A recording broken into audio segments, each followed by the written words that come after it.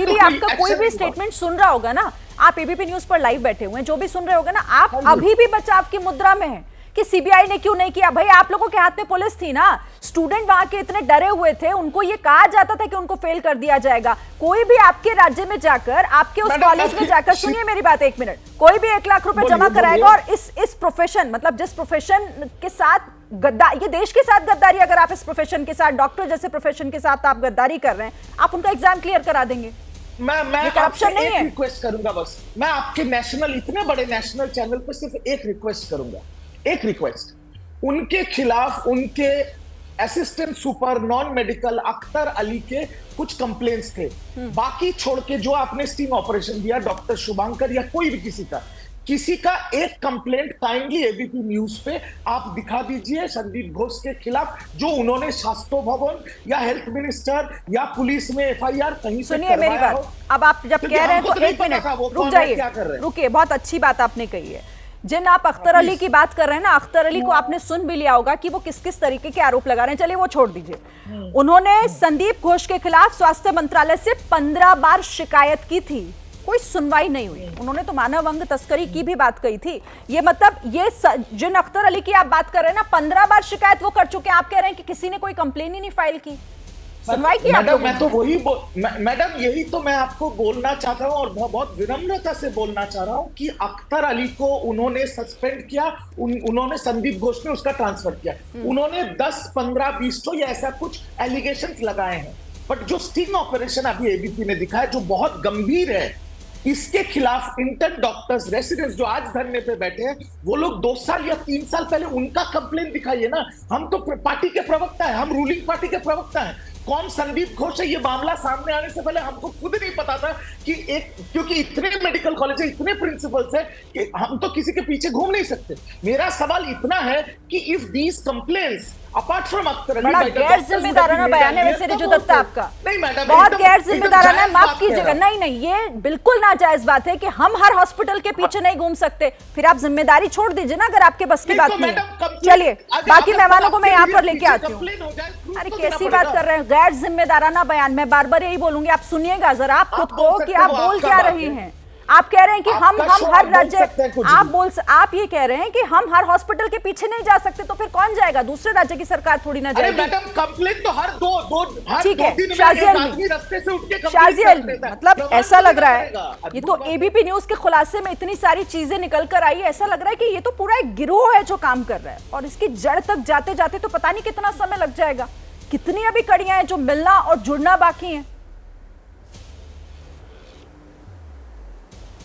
जिस तरह से लगातार तथ्य उजागर हो रहे हैं और आपके ज़रिए भी हमने देखा जो आपने तहकीकात की है और बहुत ज़रूरी कॉज के लिए की है। आप देखिए कि बाकायदा ये जो आरजे कर अस्पताल जो था एक अड्डे की तरह काम कर रहा था, जहाँ पे क्रिमिनल एक्टिविटी फल फूल रही थी आराम से। और आप ये ज़रा सोचिए कि 2021 से मूवमेंट था इस शख्स को हटाने का। खुद मान रहे हैं टीएमसी के प्रवक्ता की 15 बार कंप्लेंट गई थी डिप्टी सुपरिंटेंडेंट की, जिसको हटा दिया गया। अच्छा, स्वास्थ्य मंत्री कौन है पश्चिम बंगाल का, सब जानते हैं। कानून मंत्री कौन है, सब जानते हैं। मुख्यमंत्री कौन है, सब जानते हैं। क्यों संदीप घोष को ओएसडी करार किया था और किसने किया था, ये भी सब जानते हैं।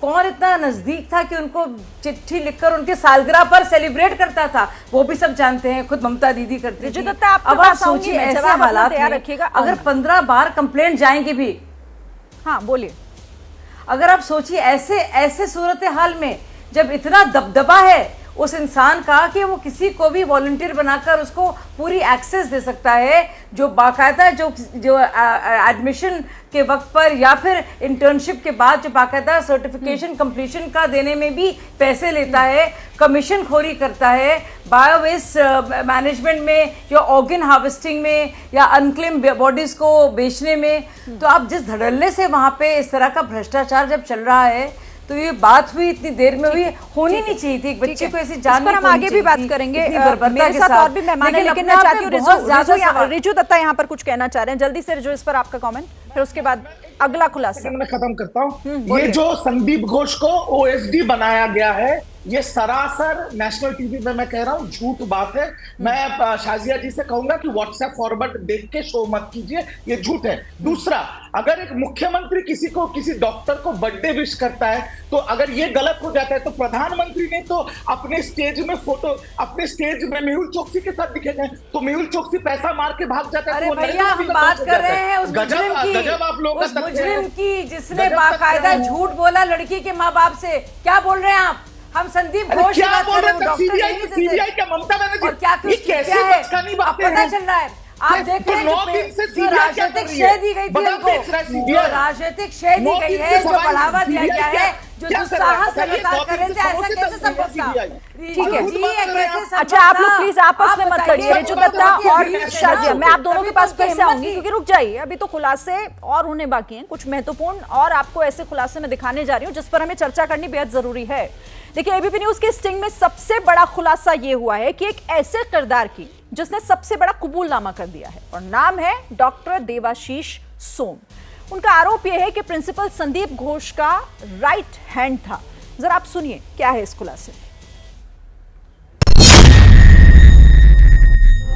देवाशीष फोरेंसिक मेडिकल विभाग में डॉक्टर है। बातचीत की शुरुआत में ही देवाशीष ने खुफिया कैमरे पर यह बात कबूल कर ली कि उसने वारदात के दिन प्रिंसिपल संदीप घोष से कई बार बात की थी। वो दिन 4 बार फोन में बात हुआ था। First call was on 12:50 PM night.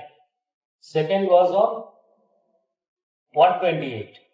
Third was on 5:49. And fourth was on 5:51. बातचीत आगे बढ़ी तो देवाशीष ने एक और खुलासा किया। जिस सेमिनार हॉल में वारदात हुई उससे कुछ ही दूरी पर लगा सीसीटीवी कैमरा कॉरिडोर के पूरे हिस्से को कवर नहीं करता, यानी यहाँ ब्लाइंड स्पॉट्स थे जिससे बचकर कोई भी निकल सकता था। हम लोग वो कैमरा वही बताया था जो वहां पर कैमरा है, एक तो कॉरिडोर में है, वो बोला that is not in the seminar room. Seminar room में कैमरा, सेमिनार रूम तो बाहर में भी नहीं था, वहां पे था कैमरा। अच्छा, दोनों लिंक है, सेकंड प्रेशर बोलते हैं या इमरजेंसी सेकंड फ्लोर पर। क्या उस फुटेज में ये जिस डिस्टेंस पे है वो इजीली विजिबल होगा कि कौन आ रहा है कौन जा रहा है? If the person was in that room, it can be easily.